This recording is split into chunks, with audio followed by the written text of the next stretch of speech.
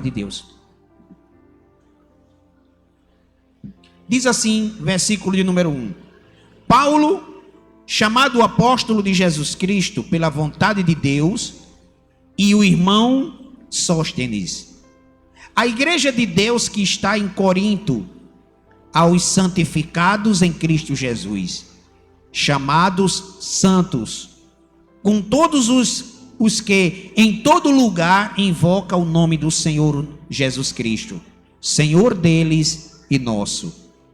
Graça e paz da parte de Deus, nosso Pai, e do Senhor Jesus Cristo.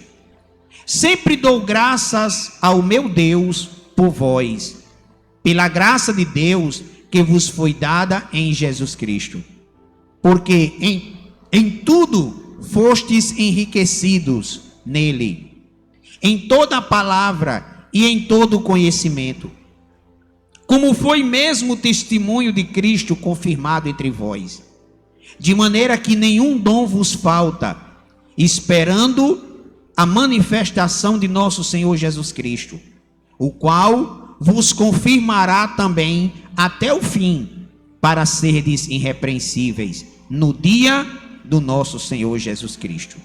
Fiel é Deus, pelo qual fostes chamados para a comunhão do seu Filho, Jesus Cristo, nosso Senhor. Pode sentar.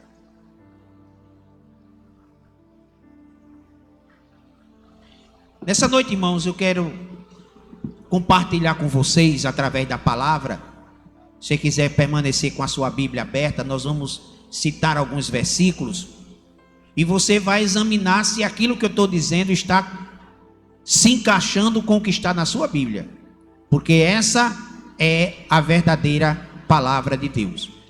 Primeiro lugar que eu quero ver aqui é que o apóstolo Paulo, ao escrever à igreja de Corinto, ao dar esse conselho e essa recomendação, ele deixa bem claro uma coisa que a igreja não pode esquecer. O que, pastor? Que o Senhor Jesus está voltando.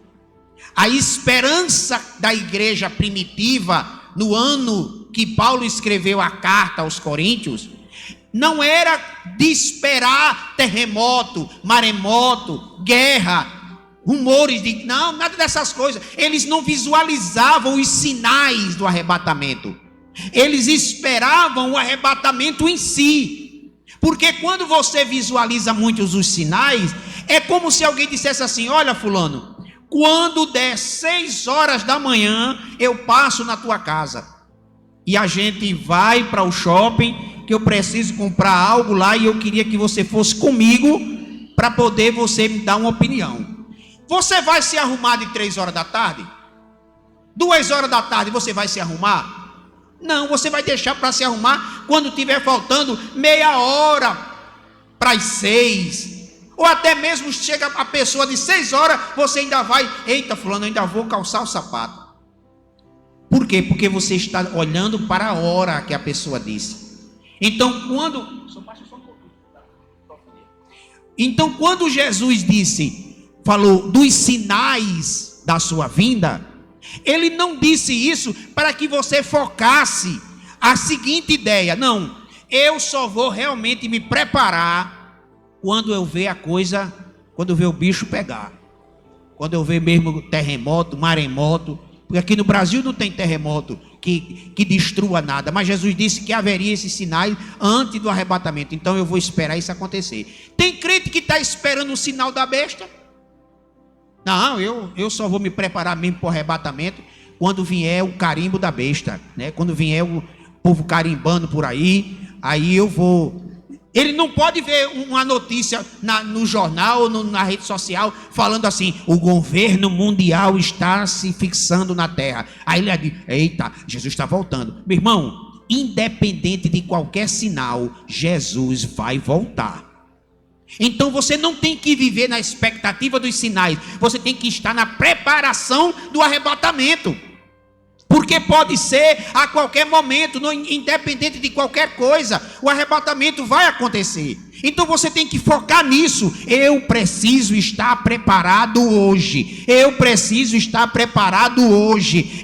Era assim que a igreja primitiva encarava o arrebatamento. Por isso que Paulo disse assim: amados irmãos, de maneira nenhuma vos falta dom, esperando a manifestação do nosso Senhor Jesus Cristo, o qual vos confirmará também até o dia do nosso Senhor e Jesus Cristo. Ou seja, até o fim, para seres irrepreensíveis no dia do Senhor. Então, o que é que o Senhor quer aqui de nós? Que sejamos irrepreensíveis quando se diz respeito ao dia do arrebatamento. O que é irrepreensível? É uma pessoa que tem uma vida pautada num padrão ético e moral da Bíblia e que está realmente preparada para esse momento do arrebatamento. Então, duas coisas Paulo aqui alerta a igreja de Coríntio. O que ele quer dizer é o seguinte: amados irmãos, Deus tem abençoado vocês de uma maneira grandiosa, a qual eu tenho visto que nenhum dom vos falta. Aí no meio de vocês tem palavra da revelação, palavra do conhecimento, palavra da sabedoria, aí tem dons de curar, aí tem profecia, aí tem revelação, aí tem línguas, aí tem tudo, interpretação de língua, tem todos os dons. Mas vocês precisam estar alerta, porque o arrebatamento pode ser a qualquer momento. Então já se esperava o arrebatamento e não os sinais do arrebatamento. Mas para que o arrebatamento ele aconteça e eu possa fazer parte dele, precisa haver algo aqui que Paulo está enfatizando. Paulo está enfatizando aqui no versículo de número 9. Ele está dizendo aqui: fiel é Deus, pelo qual foste chamado para a comunhão do seu Filho Jesus Cristo, o nosso Senhor. Amém? Deixa eu trocar aqui a bateria.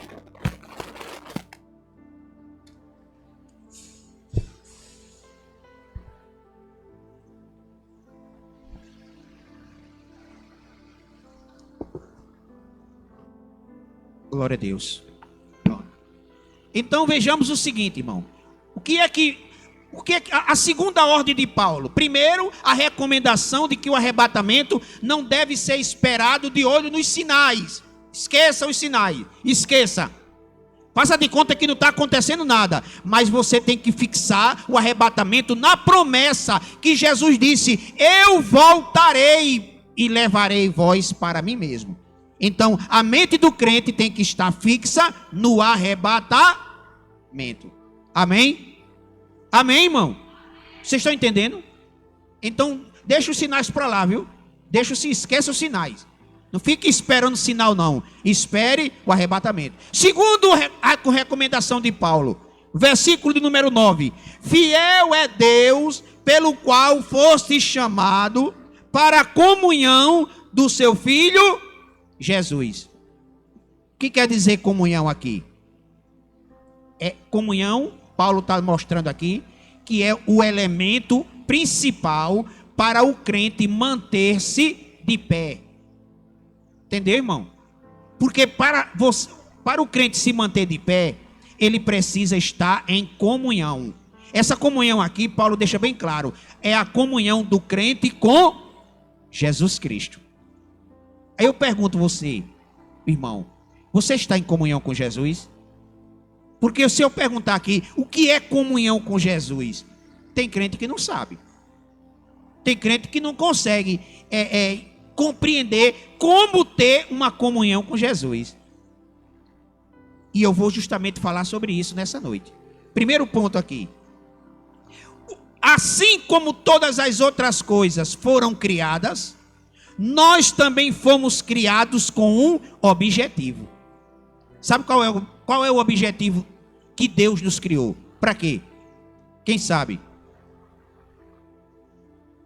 Ei, irmão, diga aí, irmão, dê uma opinião aí. Deus nos criou com um objetivo. Qual foi? Ninguém sabe. Estão com vergonha de dizer? Qual é o objetivo de Deus ter nos criado? Para a sua glória. Diga, para a sua glória. Não esqueça disso não, viu? Deus não gerou você para você ser mais um. Não. Ele criou você para que através de você Ele possa ser glorificado. Agora, quando foi que isso deu errado? Não da parte de Deus, mas do homem. Quando Adão pecou. Porque a glória que estava em Adão foi retirada por causa do pecado. Através do pecado de Adão, ele sujou e afugentou para longe de Deus o homem. O homem que vivia conversando com Deus no jardim, agora estava se escondendo por causa do pecado. Foi assim ou não foi? Quem está entendendo, diga amém. Então vamos por etapa para você compreender. O homem criado puro, santo, para a glória de Deus. O homem era a glória de Deus. O homem peca, mancha a glória, torna-se uma vergonha para Deus.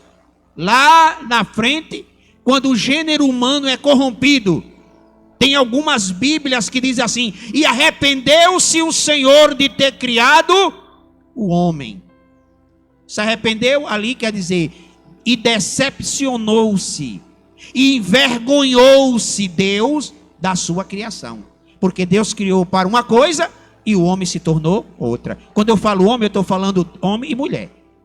Agora, aquele homem que foi criado para estar perto de Deus, ao lado de Deus, junto de Deus, pelo pecado foi distanciado. Aí Deus diz: há uma barreira entre mim e vós.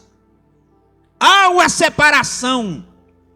As vossas iniquidades faz uma separação entre eu e vocês. Amém, irmão? Vocês estão entendendo? Primeiro Deus criou o homem para a sua glória, puro e santo. O homem peca, se torna uma alma pecaminosa. Através do pecado o homem perde a comunhão com Deus. Aí agora Deus, eu fosse Deus, sabe o que eu fazia? Eu tinha matado Adão e Eva. E tinha criado outro Adão e outra Eva. Eu sou todo poderoso. Ele podia fazer ou não podia? Eu não tinha nem deixado Noé escapar. Eu tinha matado a humanidade todinha, tinha destruído tudo. Só mandava dois anjinhos.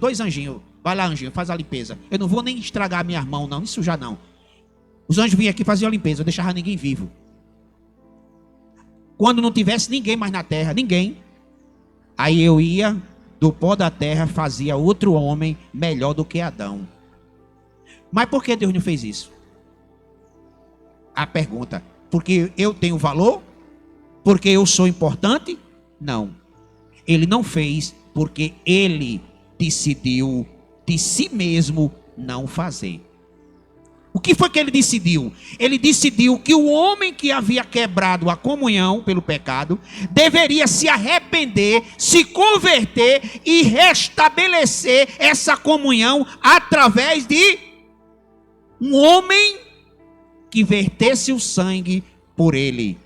Mas esse homem não podia ter pecado. Amém, irmão? Vou repetir para você entender.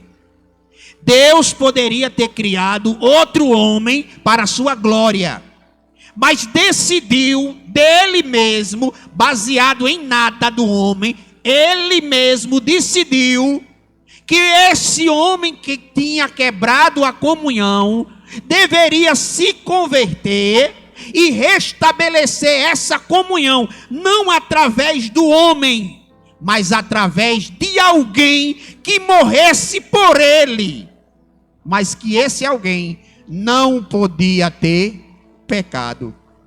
Aí complicou.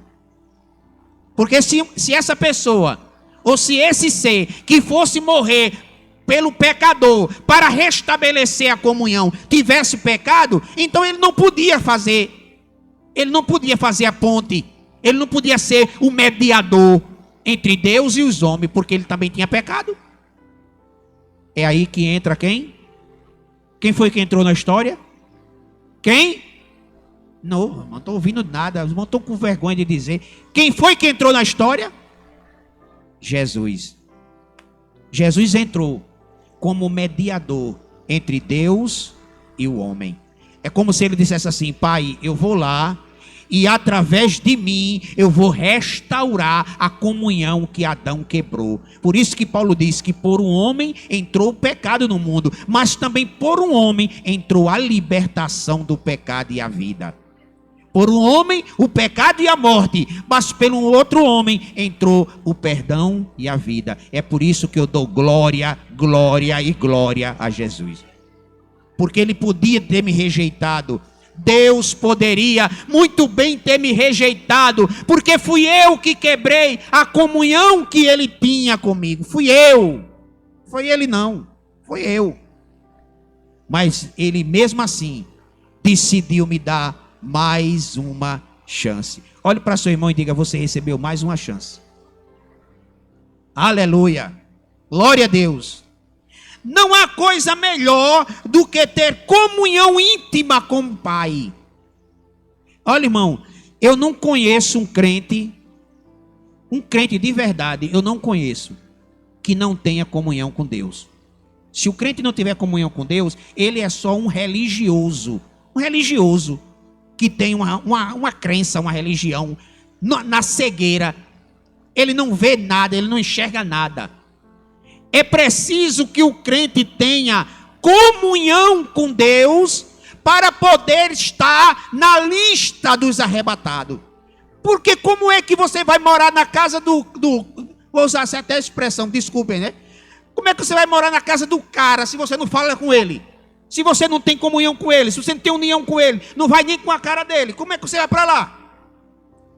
O que é que vai acontecer se chegar uma pessoa na sua casa que fala de você, fala mal de você por aí, mete o malho, faz a sua caveira, é uma pessoa ruim, uma pessoa grossa, ingrata, aí vai na tua casa te pedir um favor, o que é que você faz? Rapaz, é capaz até de dizer assim: diga que eu nem estou. Quem é que vem? Fulano, misericórdia. Aquilo é um demônio, pai. Aquilo não é uma irmã não, aquilo é um demônio. Eu não quero aquele demônio na minha casa não.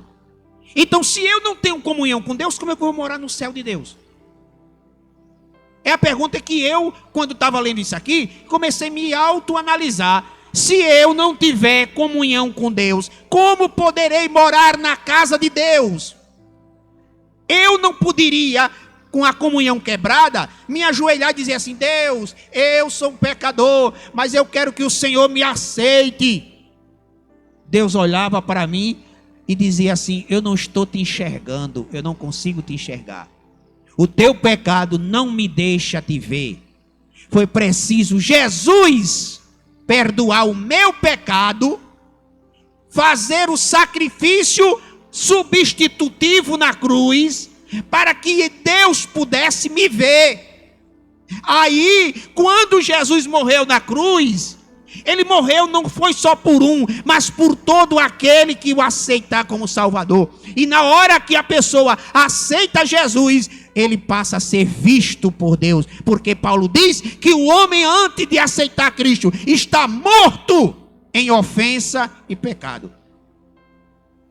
Me diga uma coisa, só uma pergunta aqui. Quem já foi no cemitério aí, diga amém. Você já viu lá dentro da... Você olhando assim para a catatumba do cara, dá para ver ele lá dentro deitado, dá? De jeito nenhum. Não dá para olhar assim não, ver ele cabelinho penteado, ou então ela toda maquiada, deitadinha, não? Por que não dá? Porque está enterrado. Deus não nos via, porque nós estávamos enterrados em ofensa e pecado.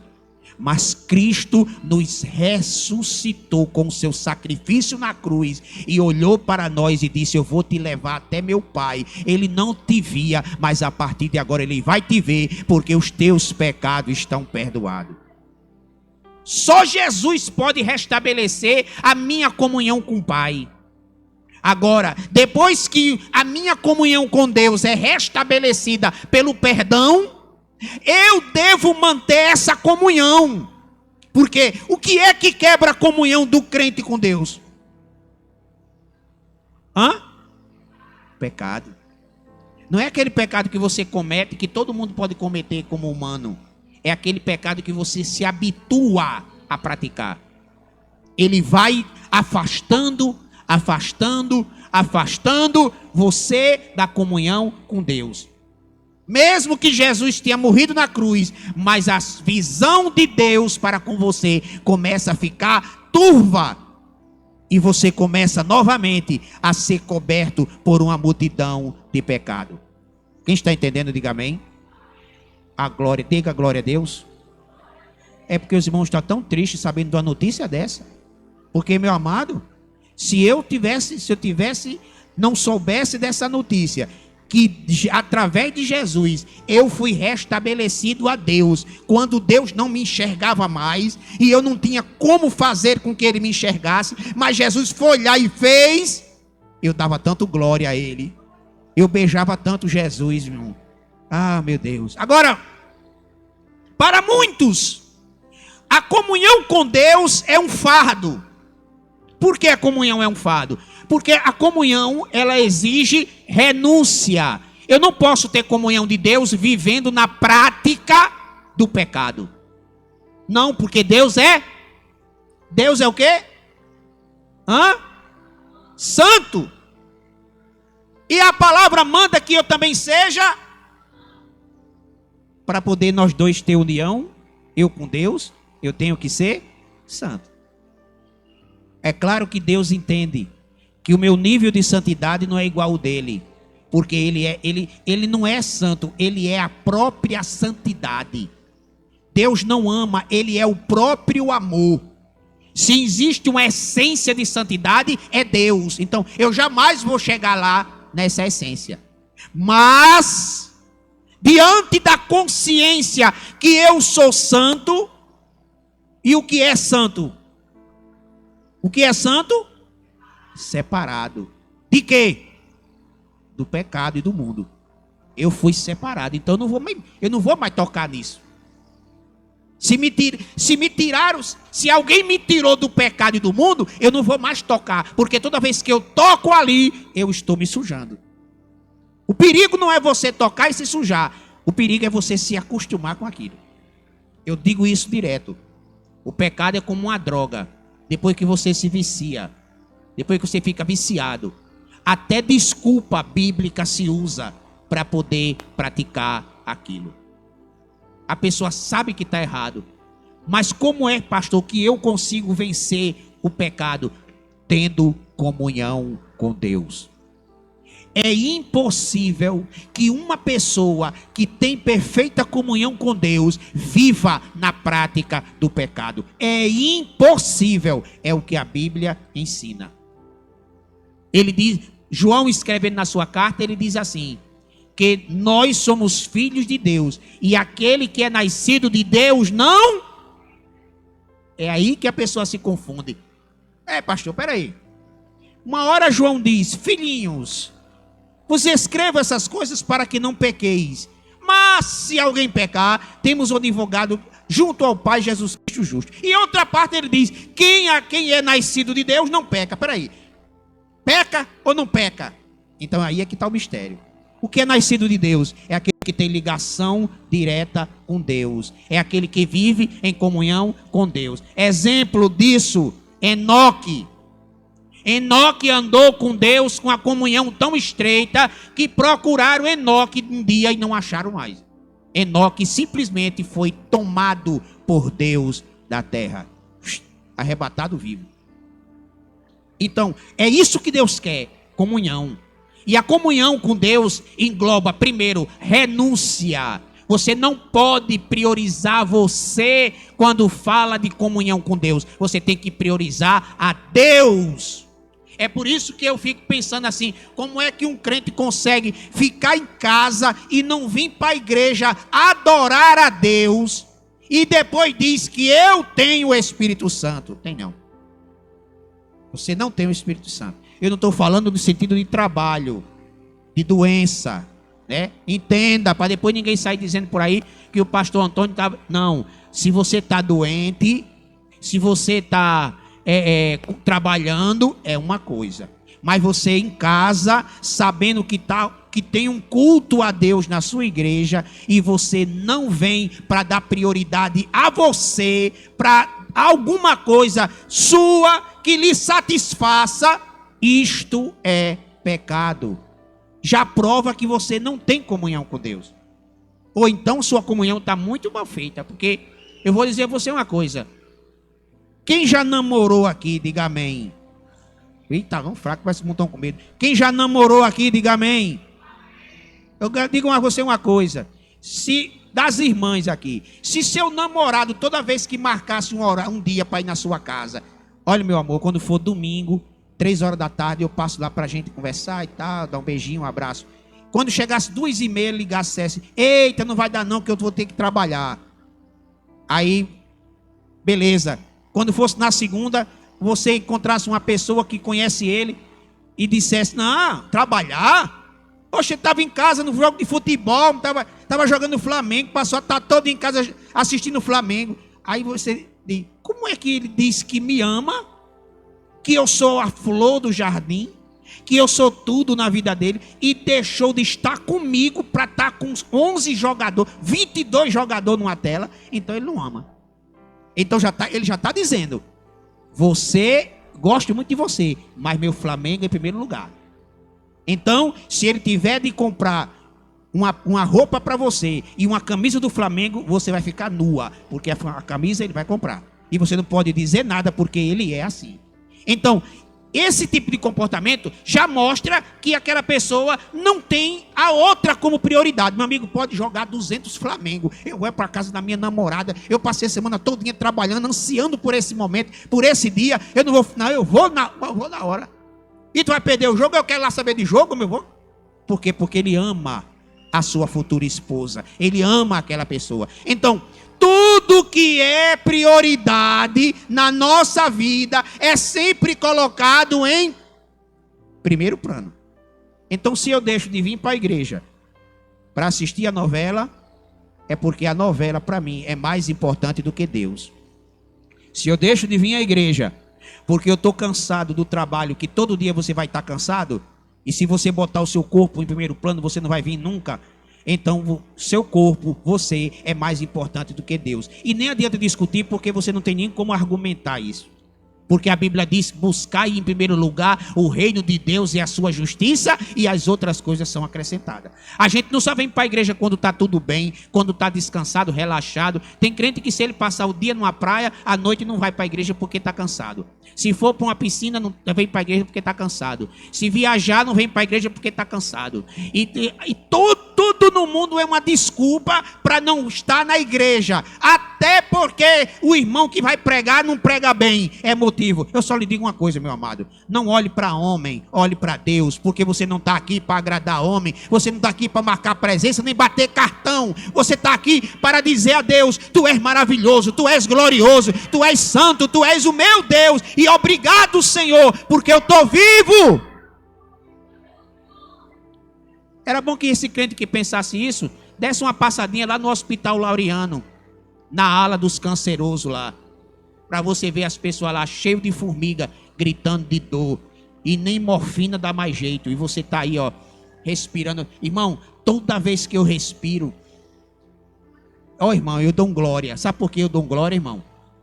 Porque eu vi muitas imagens de pessoas com a Covid, morrendo, puxando, tentando puxar o ar e não vem. É como se tivesse uma pessoa sentada em cima do seu peito aqui, ó, de 200 quilos sentada em cima, e você querendo respirar e não pode. Então toda vez que eu respiro, 2 anos ou mais de Covid, e você está vivo. Eu digo isso todo dia. Só isso é motivo de você, porque tem gente que diz assim, o senhor diz assim, pastor, porque o senhor não trabalha. Todo dia o senhor está na igreja, porque o senhor não trabalha. Mas não é só trabalho que impede de vir para a igreja, não. Às vezes eu venho para a igreja aqui, ó, com a cabeça assim, ó, doendo. Às vezes eu venho, vem um tonto. Às vezes eu venho para a igreja com um negócio ruim. Mas eu venho e não digo nada para ninguém. Você não percebe. Por quê? Porque Deus não tem nada a ver com isso. Deus não tem nada a ver com o meu sofrimento. Jesus disse: no mundo tereis aflições, então eu tenho que passar pelo meu sofrimento. Mas Deus tem que ser a minha prioridade. Eu não vou para a igreja porque fulano está pregando, ciclano está pregando, está cantando, eu quero lá saber. Eu vou glorificar ao meu Deus, a Ele a honra, a glória e o louvor. Eu passei o dia todinho hoje cantando, andando, passeando. Então eu vou tributar a Deus honra e glória. Hoje, saímos agora à tarde, fui para Cabedelo, eu e a missionária, orar lá no ponto comercial de uma irmã. Irmã, pelo amor de Deus, venha fazer uma oração aqui. Nós fomos lá. Aí eu não estou aqui. Não vou não, Joana, diga lá a Bruno que pregue lá, que eu estou com as costas todas doídas já. As costas doídas. Eu andava 300, 600 quilômetros em cima de uma moto. Chegava à noite, eu estava na igreja. Minha mãe morreu. Num dia, se enterrou. Fiz a cerimônia fúnebre. No outro dia, eu estava no culto. Tem crente que qualquer coisa é motivo para não estar na igreja. Qualquer coisa. Aí depois diz que Deus é minha prioridade. Não é não. É não. É não. Ah, pastor, só Deus sabe o que eu passo. Você tem que pagar preço mesmo. Viu? Porque Jesus carregou foi uma cruz nas costas por você e não reclamou e não jogou no chão, não chutou o balde não. Ele foi até o fim, caladinho por você, e você não quer fazer não. É por isso que muitas das vezes tem gente que diz assim: o pastor Antônio fala demais. Falo não, irmão. Avalie sua vida. Avalie sua comunhão com Deus. Como é que sua comunhão está com Deus? Você só está com Ele quando tudo está bem? Ou você só está com Ele, ou você está com Ele em qualquer momento da sua vida? Isso é comunhão. Segundo, a comunhão com Deus tem aparência de monotonia. Por que, pastor? Comunhão com Deus parece uma coisa monótona, uma coisa enjoada. Porque para ter comunhão com Deus, você precisa, primeiro, viver em oração. Segundo, ter uma vida de jejum. Terceiro, amar as escrituras sagradas e lê-la todo dia. Quarto, adorar a Deus todos os dias. É por isso que eu digo que os muçulmanos... Você já viu falar no homem-bomba? Já viu? Lá para o lado do Iraque, Afeganistão. Essa semana eu estava vendo uma reportagem do Afeganistão. Um camarada detonou uma bomba dentro de uma mesquita. Foi-se embora 40 e pouco lá. Morre tudo esbagaçado. Agora, sabe por que eles fazem isso? Em nome da religião. Para preservar a integridade da religião deles. Então eles creem que se ele morrer nessa guerra santa, eles vão para o paraíso. Então não está nem aí. Bota um cinto de bomba com o maior prazer. Se a minha vida está entregue ao Islã, a minha vida está entregue a Alá, e vai-se embora. E qualquer um que se opor, eles matam mesmo, pode ser quem quer que seja. Aí eu fico observando o seguinte aqui, irmão. Todo dia, todos os dias, 3 vezes por dia, eles oram, pode estar aonde tiver. Se tiver na rua, eles pegam o tapete e botam no chão, de frente para Meca, a posição da cidade de Meca, que é a cidade do fundador da religião. Dobra o joelho e faz a sua oração. Se tiver uma mesquita, ele entra e dobra o joelho e ora. O crente serve a um Deus vivo, fiel, verdadeiro, cuida dele, passa a semana todinha, não faz uma oração. E quando ora, é essa oração de culto de 2 minutos. Senhor, abençoa, meu Deus, em nome de Jesus. Já sentado esperando terminar, para logo se levantar. Eu não quero aqui discriminar ninguém, irmão. Eu quero que você entenda uma coisa. Veja bem. Tudo que for feito para Deus tem que for feito com o coração voltado para Ele. Com a forma de reverência e gratidão a Deus. Se você não pode se ajoelhar, fique de pé.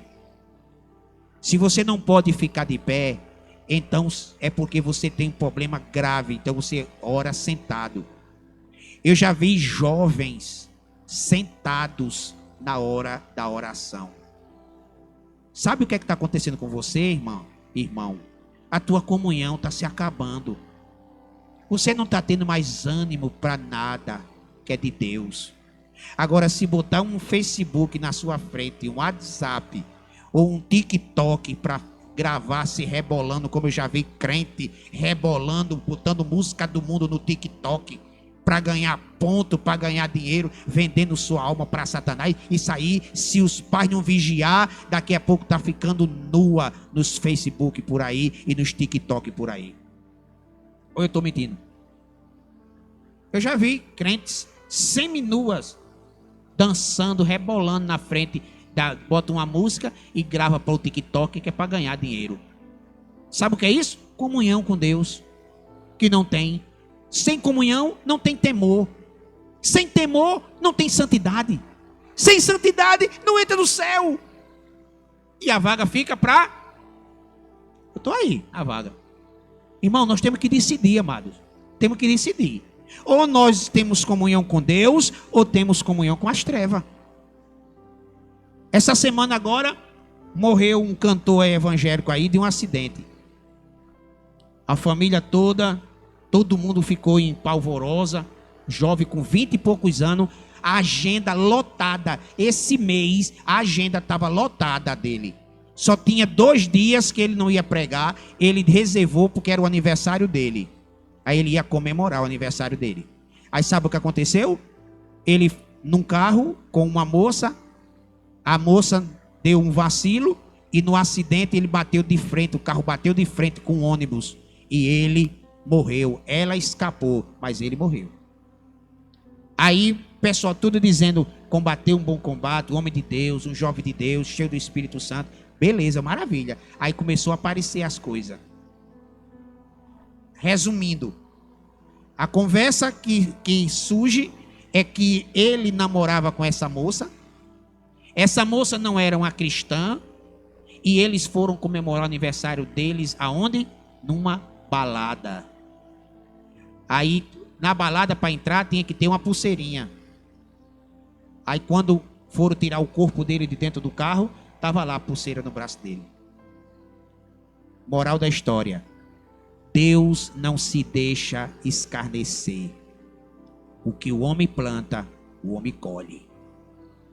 Eu não tenho medo, irmão, de morrer, porque eu sei que eu vou morrer de todo jeito. Eu não tenho medo de uma doença, porque sei que a gente não é imune a isso. Eu só tenho medo, irmão, de perder a vida eterna. Isso eu tenho medo. Não adianta eu ganhar o mundo todo. Aí o camarada, segundo dizem, né? Eu não vou afirmar porque eu não tenho como provar. Mas a história é que ele saiu da balada e ia para um culto pregar. Aí ela tinha bebido, ele também. E na embriaguez dela, ela perdeu a noção, bateu num carro pequeno e acertou de frente com um ônibus de trabalhador. Ela em estado grave e ele morreu na hora. Então, irmãos, o que é que eu quero? Eu quero só resumir aqui, eu vou encerrar. Porque não dá, eu vou continuar depois. Comunhão com Deus requer responsabilidade. Bote na sua cabeça, em nome de Jesus, uma coisa: tu és salvo. Jesus te tirou do mundo. Ele não te quer nada do mundo. Ele não quer com nada do mundo. Ele não quer você beliscando o mundo. Uma hora você está firme, outra hora não. Ou tudo ou nada. Ou se serve a Deus ou não serve. Não brinque com o evangelho, porque o evangelho não é uma religião pagã. O evangelho é a palavra do Senhor Deus Jeová. Então não brinque com o evangelho. Eu não estou dizendo que você não deva se divertir, passear, caminhar. Não. Você é livre. Mas cuidado com a tua comunhão com Deus. Não deixa de orar. Não deixa de jejuar. Não deixa de ler a Bíblia. Não lê a Bíblia em casa. Se você não tem, tem Bíblia lá embaixo de R$15, R$20. Não precisa ser uma Bíblia Thompson, uma Bíblia de estudo de última geração, R$300, R$400, não. Uma Bíbliazinha de R$15, mas leia a Bíblia todo dia. Ponha louvor dentro da tua casa, adore a Deus, glorifique a Deus, busque o batismo com o Espírito Santo. Não deixa as coisas de Deus, irmão, para segundo plano na tua vida, não. Que senão tu vai perder a comunhão com Deus. E quando tu buscar Deus, tu não vai mais achar. É isso que acontece. A responsabilidade é de cada um. Por isso que Paulo alertou a igreja de Corinto e disse: amados, fiel é Deus. Deus é fiel. Fiel é Deus pelo qual foste chamado para a comunhão do seu Filho Jesus. Você não está em comunhão com Deus porque você é bom, bonito, porque você é inteligente. Não, Deus te chamou lá das trevas e te trouxe para a comunhão do Pai através do seu sangue lá na cruz do Calvário. Amém? Você entendeu, irmão? Você está cuidando da sua comunhão com Deus? Você está orando? Tire um tempo, olha. Tire um tempo do seu dia. Precisa ser 1 hora de oração, não. 15 minutos, 10 minutos. Mas tire. Vá lá no seu quarto, dobre seu joelho. Não tenha vergonha, não. Tu é crente. Tem crente que tem vergonha de orar. Não, vergonha que entra minha mãe, eu estou orando. Vergonha faz sua mãe entrar e você está na internet fazendo o que não deve. Dobra teu joelho. 10 minutos. Não tem mais tempo. 10 minutos. Dobra teu joelho ali. Conversa com Deus. Irmão, procure ter comunhão com Deus. Não há conversa, só você e Ele. Desabafando com Deus. Chorando na presença de Deus. Senhor, eu não aguento mais, Senhor. Está assim, minha vida está desse jeito. Está assim, assim, assim. Eu quero restabelecer a união contigo, a comunhão contigo. Eu estou me sentindo vazio, vazia. Tem hora que eu vou para a igreja à força. Eu preciso, Senhor, uma renovação. Chora! Que povo de coração duro, irmão. Passa o dia todinho fazendo as coisas humanas, agradando a carne, agradando o homem, agradando a mulher, e não conversa com Deus. Aí quer ter comunhão com Deus. Como? Como é que você vai ter comunhão com Deus? Amém, irmão? Oh, Jesus, coração muito duro, gente. Eu aprendi crente carregar lenço para enxugar lágrima. Culto. Os crentes dobravam o joelho e as lágrimas já iam descendo. Me ajuda, meu papai, me ajuda. E as lágrimas descendo. Louvava e as lágrimas descendo. Hoje é aquela coisa seca. Só dinheiro, dinheiro, dinheiro, dinheiro, posição, dinheiro, fama, nome e glória. E os escândalos rolando e Satanás descendo com força nas igrejas evangélicas. O que mais tem por aí é site criticando comportamento de pastor, de cantor, de imundícia, tanta coisa que você nem imagina. Chega a dar nojo. Eu não sei como é que os crentes conseguem viver dentro dessas igrejas. Olha, irmão, é por isso que os desigrejados estão crescendo. O número de desigrejados. Porque os escândalos, a ceboseira dentro da igreja, a imundície. Uma jovem não pode conversar mais com um pastor. Uma irmã casada não pode mais conversar com um pastor. Que já vai dando cantada na mulher. Já vai chamando a mulher para o motel. E olha, é tanta ceboseira no mundo. É dinheiro, é falcatrua, é roubo. Você nem imagina. Satanás está deitando e rolando por aí. Todo dia é um escândalo. Todo dia é um escândalo novo. Todo dia. Parece que o diabo tem prazer de mostrar quem é. Tem um cara no YouTube que eu vejo lá o site dele. Ele diz assim: de novo? Eu pensei que eu já tinha visto tudo no meio gospel. De novo. Sopro ungido. O pastor vendendo bexiga. Sabe o que é bexiga? Balão de ar. Ele estava vendendo balão de ar. Ele soprava o balão, enchia, amarrava e estava vendendo aos irmãos, para os irmãos levar para casa, abrir e deixar o sopro dele entrar na casa dos irmãos para fazer a obra. Difícil, meu irmão. Aí os sites metem o pau no evangelho, metem o pau nos crentes. É feijão ungido. Feijão para curar Covid. Olha, é tanto absurdo que você vê. E depois desse escândalo aí, desses pastores aqui da Paraíba, aí o negócio se desmantelou, irmão. Aí, olha, deixa para lá. Para lá, não vou comentar essas coisas não. Igreja, em nome de Jesus, pelo amor de Deus, eu peço, pelo amor de Deus, tenha comunhão com Deus, tenha uma vida. Você não precisa ser fanático, não, mas ore a Deus, converse com Deus. Deus precisa ouvir tua voz. Deixe um pouco, pare um pouco, meio ao corre-corre da vida. E lembra-te que está perto o final. Não deixe sua comunhão com Deus por nada. Você não precisa ser um crente de destaque na igreja, mas você precisa ser um crente que tem comunhão com Deus. Amém, irmão? Deus quer ter comunhão contigo. O bom é isso, é que Deus quer. Porque se Deus não quisesse, irmão, misericórdia de nós, viu? Oh, Jesus, misericórdia, Senhor. Mas Deus quer ter comunhão conosco. Deus quer ouvir nossa voz. Deus acha tão lindo quando um crente dobra o joelho e começa a lágrima descer e dizer: oh, meu papai, me ajude. Meu papai, me ajude. Começa a orar, começa a orar. Oh, irmão, nessa hora o céu para tudo. Deus diz: para que eu quero ouvir.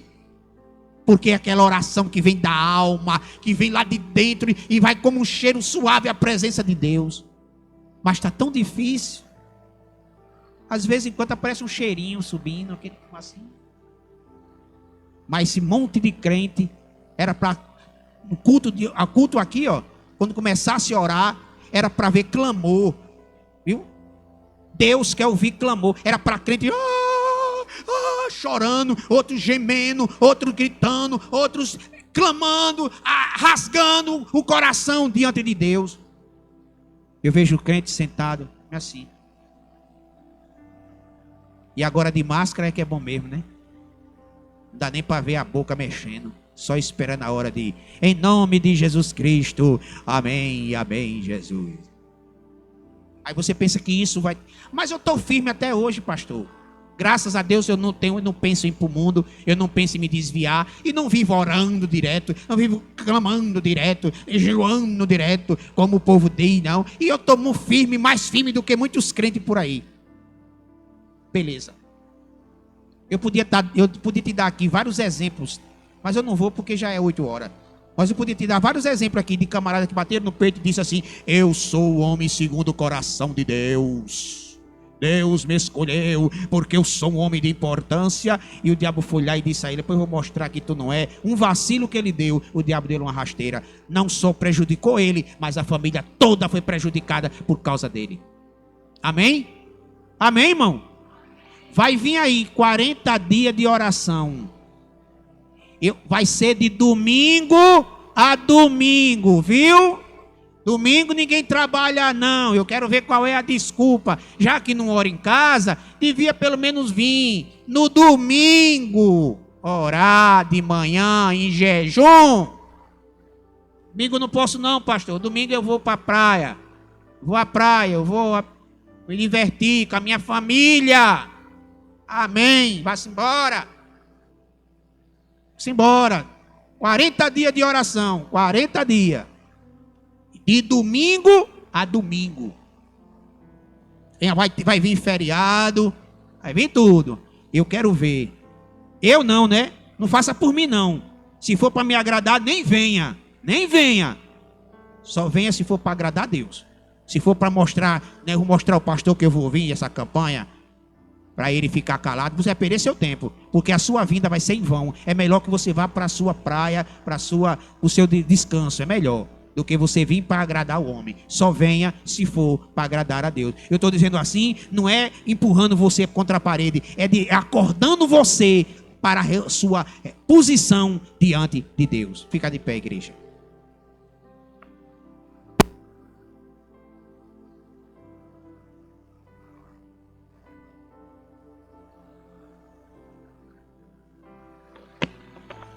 Vamos orar a Deus agora, em nome de Jesus.